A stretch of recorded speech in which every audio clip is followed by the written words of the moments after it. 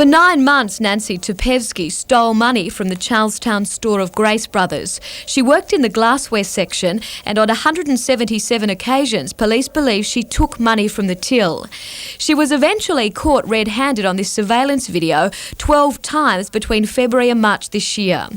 It was in January that discrepancies were first noticed in vouchers which are filled in when goods are returned. In simple terms, Tupevsky would invent a fictitious customer, complete the required paperwork for the goods which had been brought back, and then help herself to the money. According to staff interviewed by police, Tupevsky had large amounts of money and bought a large number of items from the store. In Newcastle Court today, Nancy Tupevsky paid back just over $18,000 of the $23,000 the store believes she stole. She sat crying throughout the proceedings. Her solicitor, Peter Thraves, told the court that she was deeply sorry for what had happened. She will punish herself far more effectively than the court is able to. Magistrate Richard Wakely said he was concerned by the frequency of the offences and that they were committed while Nancy Tupevsky was in a position of trust. He said, however, it was unlikely she would re-offend and instead of a jail term, sentenced her to 300 hours community service. Jodie McKay, NBN News.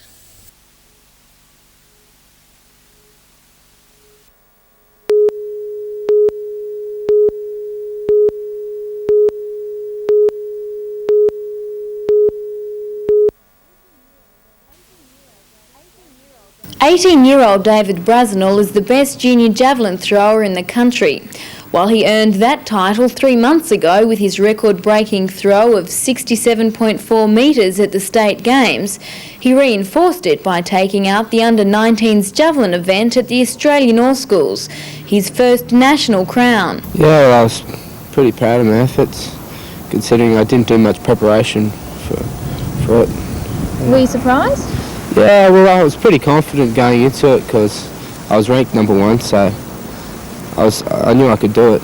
Brazenall was then selected for an elite training squad, which he attended for 3 days last week to help prepare him for the Junior World Championships in Sydney next year.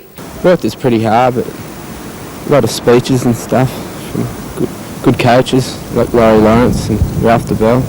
In the meantime, the promising young athlete is readying himself to compete in 2 Grand Prix meets in New Zealand next month. Simone Cobb, NBN News.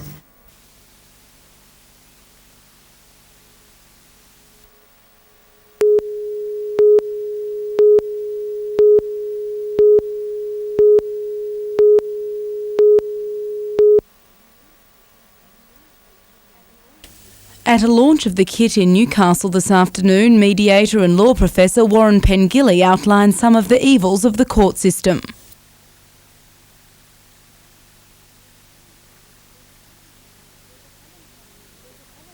There's a common public perception that the law is all about litigation, going to court. But in the past few years, with the courts overloaded, there's been a push to make people realise that accepting a compromise is often far better in the long run than holding out for a win. And that's where mediation comes in. Parties to a dispute are brought together by a trained and impartial mediator to discuss any legal or non-legal solutions to a problem. The result is cheap, fast and above all flexible. The law doesn't recognise, it probably can't recognise. There are a lot of squabbles are not about the law at all. The law is the observable 1/7 of the iceberg. It's about people. Professor Pengilly says lawyers and their clients are used to thinking only in terms of enforcing legal rights, rather than coming up with mutually acceptable solutions. That mindset will change if the Law Society's planned education campaign works. Information kits will be sent to all firms, letting them know where to find and how to use mediation services. Laura Saperstein, NBN News.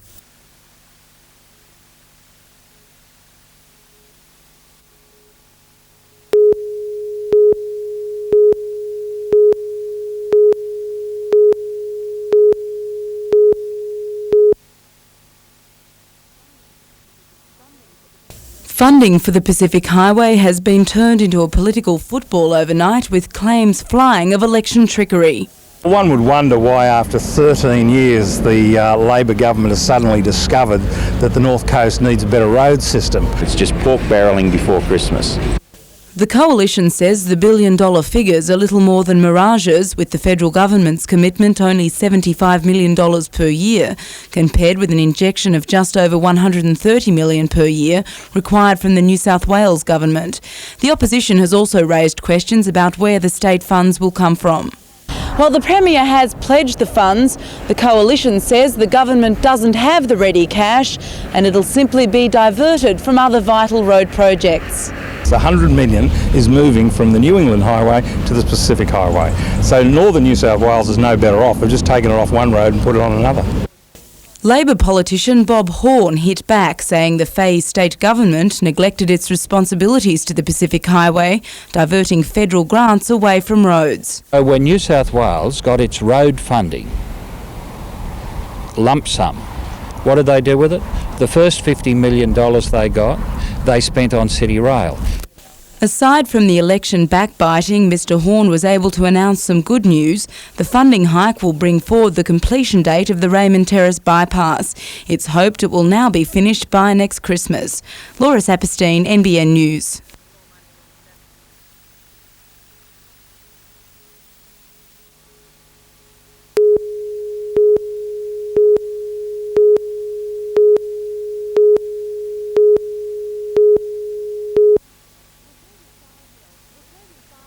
The 35-year-old woman was assaulted as she walked along Lawson Street just after midnight. She works in Sydney and travels home to Hamilton by train.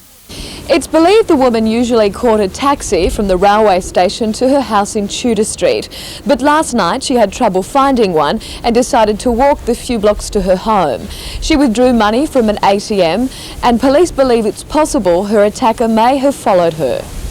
Melissa Rayla-Skewer was awoken by her screams. Very distressed and just had to calm her down and get her off the street out of the danger, and sat her down and realised that she was pregnant with twins. Detectives say the man they're searching for is around 20 years old, of Pacific Islander appearance. He assaulted the 22-week pregnant woman when she resisted him. He tried to grab the lady's handbag, and she put up a struggle, and during the struggle he's kicked her in the stomach region a number of times.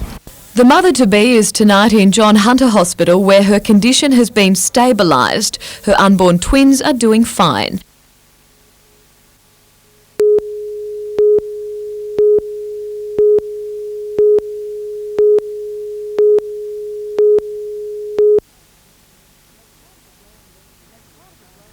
As part of a growing recognition of the garden's local importance and popularity, the Board of Directors was today presented with a cheque for $50,000 by Member for Port Stephens, Bob Martin. The money will be used to build a much-needed amenities block. We do get a lot of old people in the main, and a lot of handicapped people come into the gardens, and we need proper facilities for those people. As any good garden should, the botanic gardens have been growing. A new arid plant sector is now being developed, and the grounds can boast the biggest and best grevillea garden in the world. With the number of visitors steadily increasing, local councils have pricked up their ears and are lending their support to the gardens, which have no regular government funding. 5 local councils have now pledged financial support, and another 2 intend to come aboard soon. The Gardens Board says next year will be its biggest yet, with a budget well in excess of operating costs. Laura Saperstein, NBN News.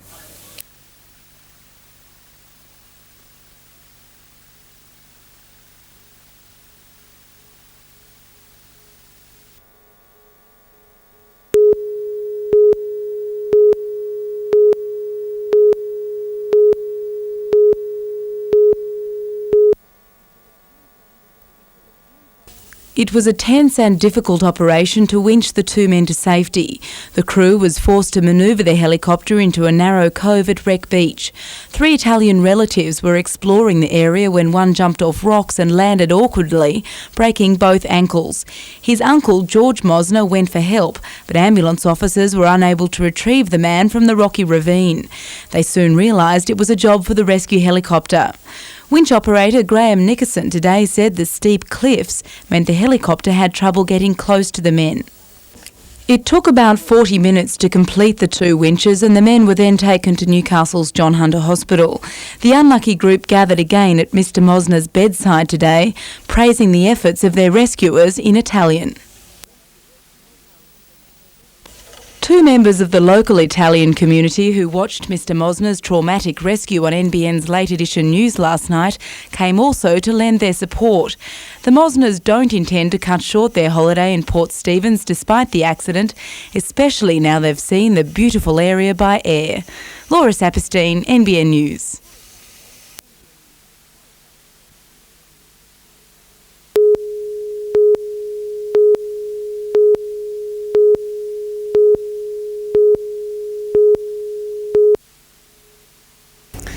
Greetings, friends. God's peace be with you this Christmas.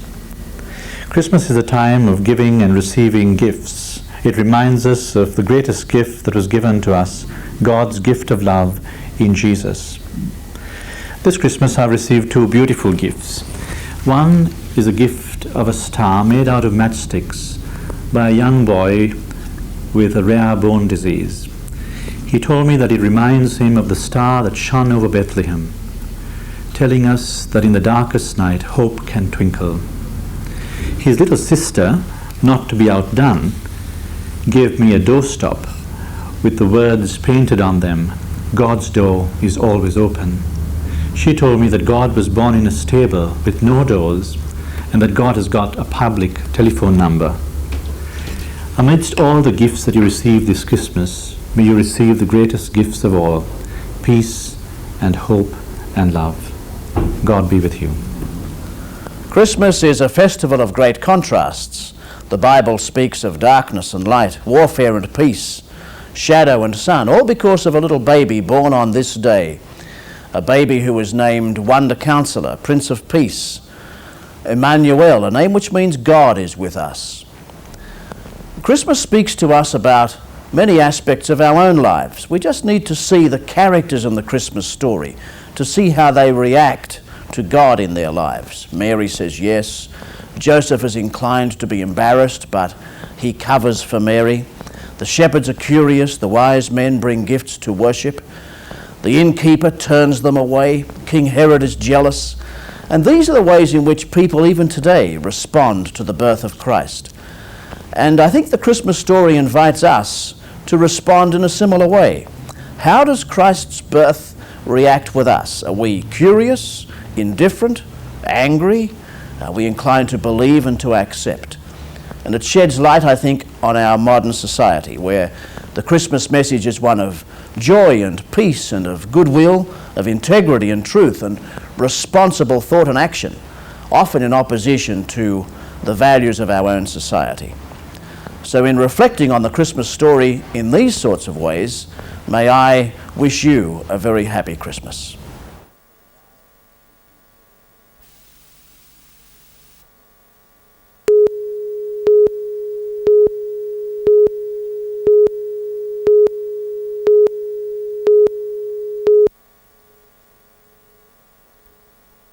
The Breakers have lost their last 6 games, but tomorrow night face a West Adelaide unit which is in a similar slump. They've lost their last 4, Paul, so obviously we see this as a great opportunity to bounce back.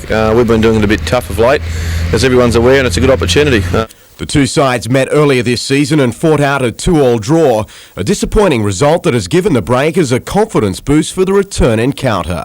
You know, I thought we'd done extremely well and did enough to win the game. We ran out of petrol towards the end, but obviously we're a lot fitter now, and hopefully that won't be a problem come Saturday night.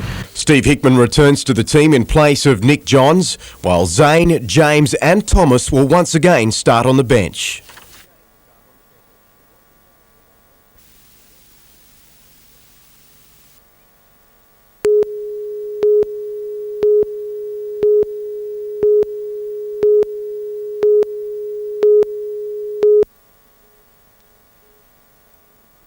It was just 2 months ago that 55-year-old Brian Taylor from Raymond Terrace died in the back of an ambulance on his way to hospital. 6 blasts from a defibrillator brought Brian back to life. The life-saving machine had been bought with money from the Port Stephens Council and community fundraising drives. Today, Brian joined a select club when he was presented with a Heart Starter badge. A bit of a dubious honour, this particular pin you're wearing. Yes, I'm rather glad to be getting it. I wished I hadn't started it all off. But yes, I'm quite honoured to be able to be here today and collect it, yes. Paramedics say that recognising serious chest pains Look, if you can sit and rest, if the pain is still in the chest, anything longer than 10 minutes, you need to seek medical aid. Call the ambulance on 000. And applying CPR if necessary can make a world of difference. What we do with mouth-to-mouth and cardiac massage is artificially inflate the lungs and then transport that blood to the brain and to other vital organs of the body. Keep the vital signs running. And keep them going. It's not as effective as normal heartbeats and breathing, but it's effective enough to keep the patient alive until help arrives.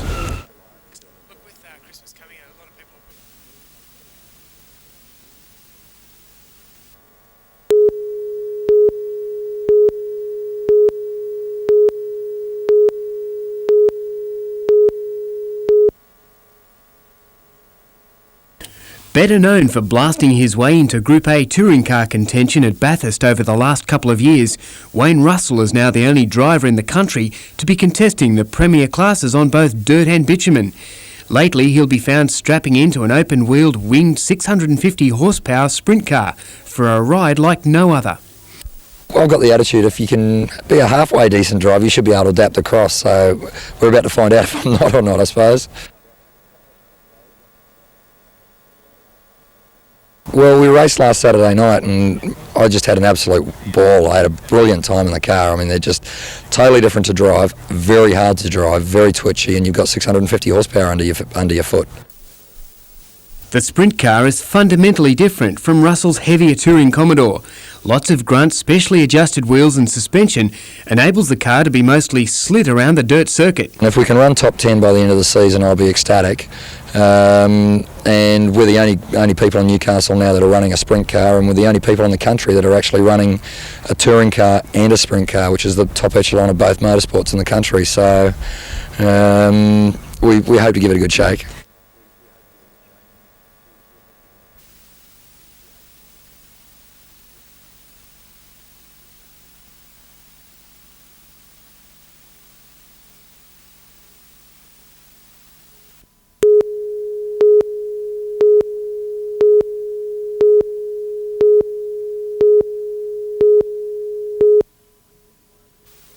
When Bushfire Brigade volunteers arrived, little could be done. The timber building was well alight and was quickly destroyed. Water had to be ferried from a nearby dam which caused some vehicles to bog. Farmer Jeff Keane arrived home about 1:30 to find his house alight, managing only to save a few clothes and some family photos. She just went, she's sort of mainly pine, and she just went with, ducked in, and I put my hand in the wardrobe and grabbed, I don't know what I got, 2 or 3 pairs of trousers and a couple of shirts or something, and kicked a few things out the back door. It's Christmas Day tomorrow, what are you going to do, Jeff? We'll be right. Over the past 8 years, Mr. Keane has lost his wife and his son, and this year he had his car stolen from outside the local bowling club. Now, despite surviving 2 years of drought, his Christmas looks bleak, having lost his home and its contents.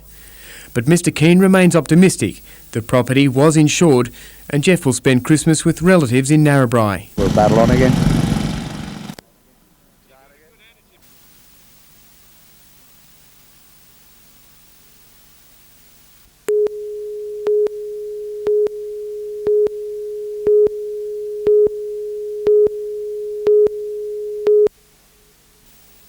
Wayne Desmond Holdom from Thornton appeared at Maitland Court this morning charged with 8 offences, the most serious attempted murder.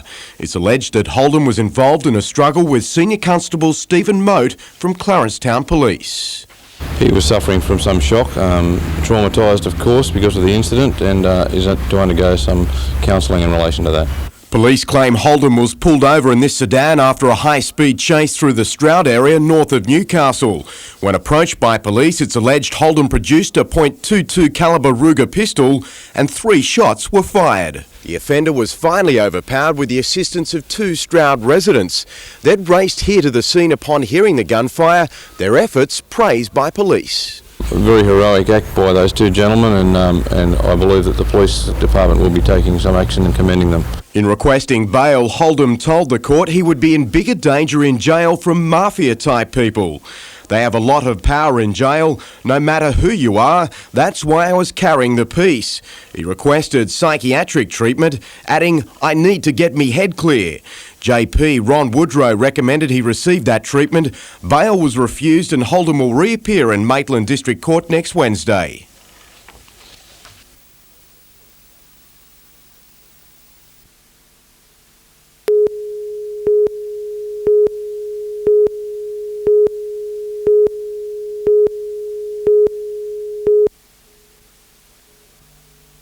The Breakers' last appearance against Brisbane resulted in the club's worst loss, a 5-0 drubbing.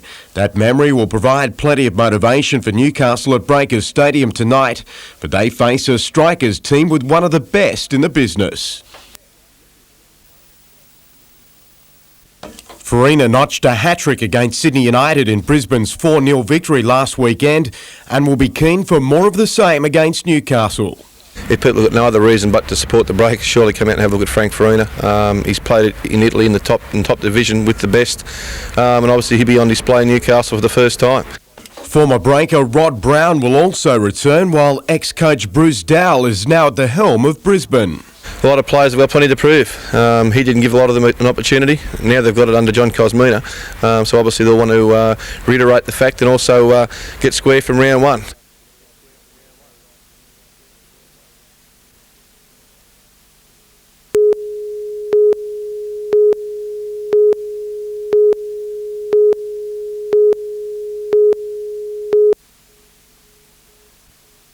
The popularity of the race continues to grow, with this year's event only 5 yachts shy of the Sydney to Hobart fleet, and there's plenty of class to go with it. Pocket Maxi Innkeeper, which won the race in 1992, is a late entry and will start as one of the favourites for Lion Honours. Other previous winners starting tomorrow include Bobsled and Southern Cross Advertising, while Coffs Harbour's David Hanlon, who won on Vendetta 2 years ago, will be hoping for a repeat performance on new boat Wild Thing. The 225 nautical mile race starts at 1 p.m, with all hopes of breaking the 21-hour race record set by Office in 1984, resting on a southerly change. Meantime, the first Super Sedan test will be held at the Newcastle Motordrome tonight. The USA will start favourite for the series, taking on Australian Stu Robinson, John Brown, along with John and Ron Pine in the opening encounter.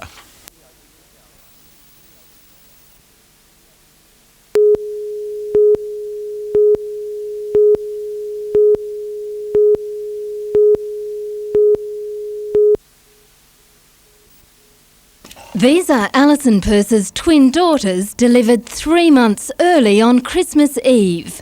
Once her contractions started, Alison says she knew she wouldn't make it to hospital in time. I was definitely sure they were going to come, and they wanted to come now. The twins were delivered in the back of an ambulance in the driveway of her Raymond Terrace home in the Hunter Valley. If they didn't get there on time, we probably would have lost the second one, so I want to say thank you to them and the other people who helped us. Alison was admitted to Newcastle's John Hunter Hospital. The twins were transferred to Sydney's King George V Hospital. The three united in Sydney this morning. For Alison, it was the best Christmas present she could have received. A bit of a shock, but terrific. Couldn't ask for anything better. The girls are yet to be named. Jane Anderson, NBN News.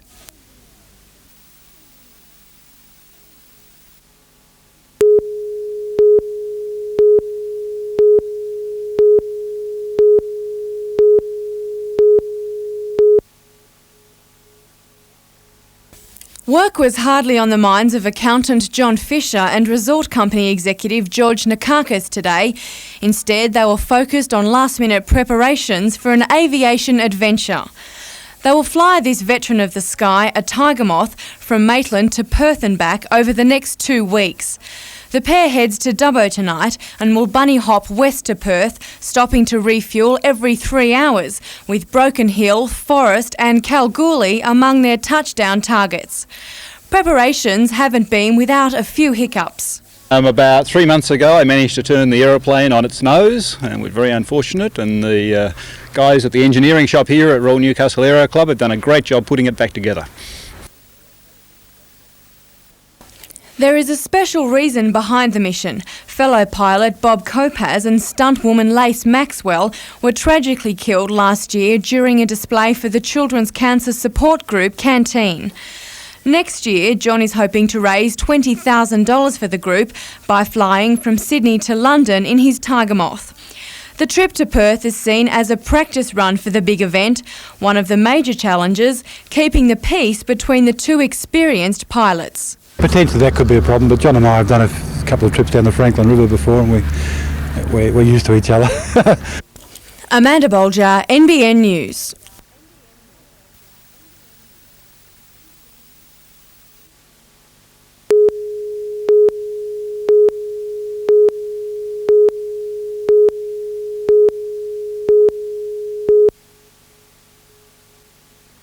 Sexual discrimination was the most common type of complaint received by Newcastle's Anti-Discrimination Board last financial year. It accounted for 37% of all complaints, compared with 27% of those received in Sydney. Kay Jackson believes the makeup of Newcastle is a factor. It's still a large industrial city, and there are many areas where women aren't perceived to have a role to play in employment. 18% of complaints were disability related. Kay says many Newcastle employers are reluctant to accommodate disabled workers following a work-related injury. While some people are glad they made an official complaint rather than putting up with discrimination, Kay Jackson says others have regretted their decision. It was probably a very bad thing to have done, that it really didn't get them what they wanted, and that they probably suffered as a result of having made a complaint. Two significant cases that proceeded to the Equal Opportunity Tribunal involved Hunter Valley organisations. John Daniels, who formerly worked at Hunter Water Corporation, was harassed because his workmates perceived him to be gay. He was awarded $12,000 compensation. In the Daniels case, the message very clearly sent to employers by the tribunal was that that harassment cannot be allowed to persist in workplaces. The other important case this year was against NIB Health Fund when it refused Andrew Hope and William Brown family health cover because they were homosexual. Jane Anderson, NBN News.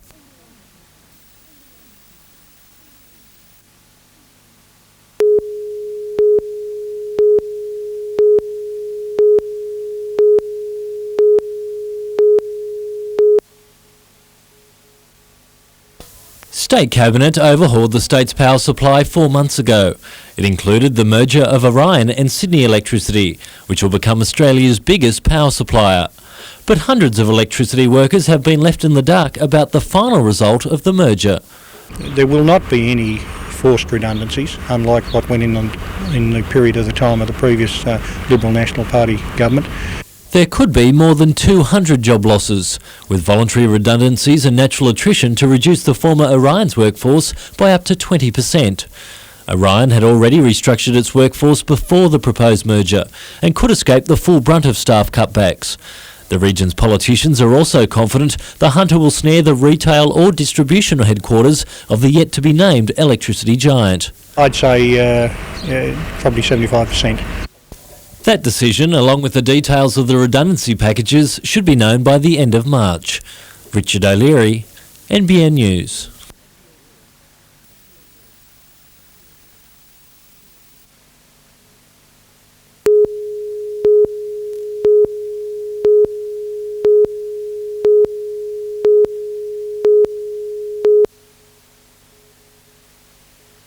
The 20-man field contained 3 American champions, including Brent Kading and Freddie Raymer, the latter slashing the 10-lap record in the first heat, while Sydney's Peter Kraft also batted the lap record by 0.2 of a second.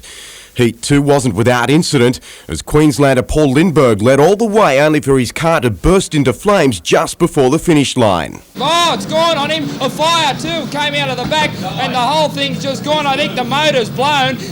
Newcastle's Wayne Russell also qualified for the 18-car 25-lap final, which lost Andrew Pizzuti after a false start.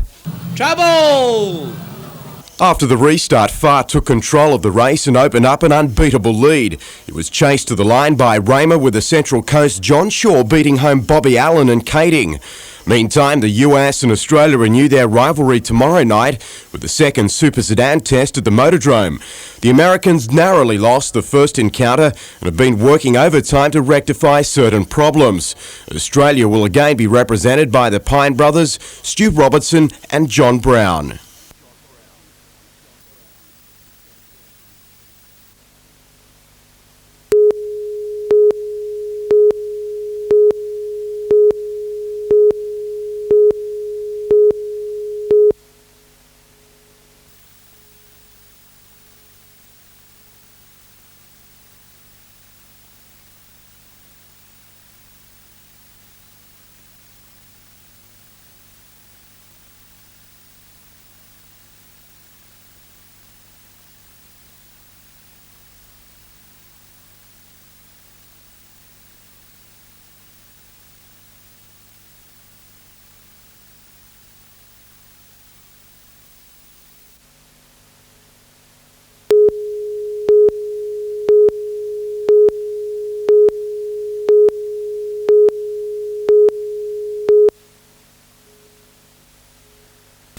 Abseiling down cliffs or climbing up them are sports where even slight mistakes can have disastrous consequences, at best involving major rescue operations for even relatively minor injuries.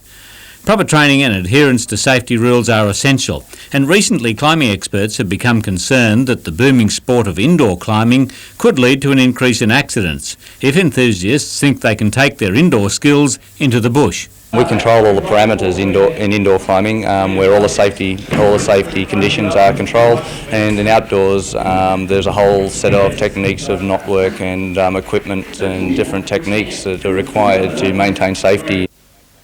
The thrill of mastering a sheer face with the aid of just toe and finger holds has introduced thousands to the challenge of climbing, but the switch to the uncontrolled conditions of a natural rock face requires an entirely different approach.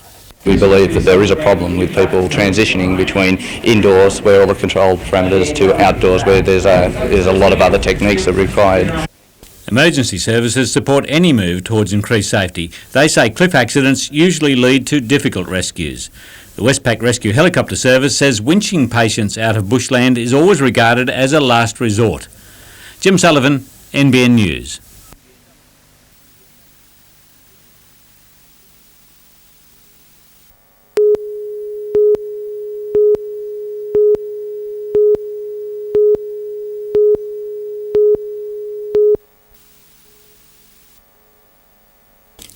It was a very proud mum with her new baby at Newcastle's John Hunter Hospital today. She's very healthy, 7 pound 13 ounces.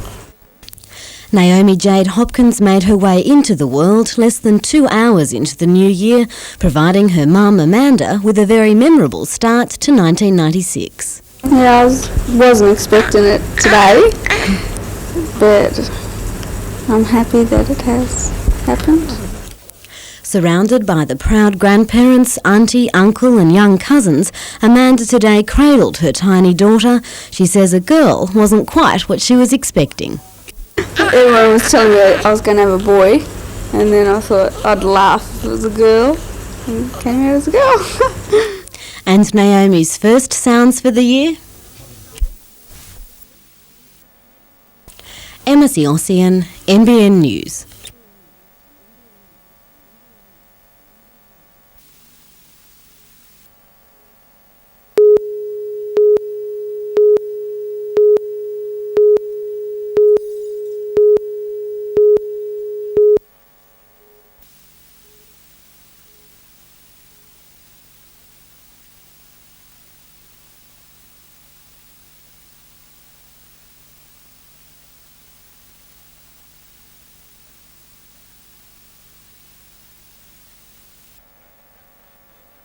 The Brian Guy trained Ripper started at 9 to 1, Dancing Sun second at 14s and Soup Kitchen third at 11 to 1. The Max Lees Newcastle trained Zephyrs was one of 9 to line up in the Carrington Stakes earlier in the day. After winning the Gold Coast Magic Millions last year, the Zephyr Zip Colt was one of the rising stars of the turf before breaking down in the Golden Slipper. After major surgery and a 9-month layoff, it had its first outing in the $75,000 sprint.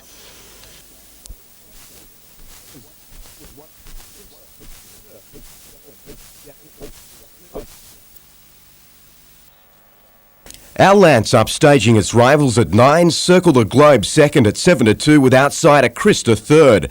Zephyrs finishing fourth.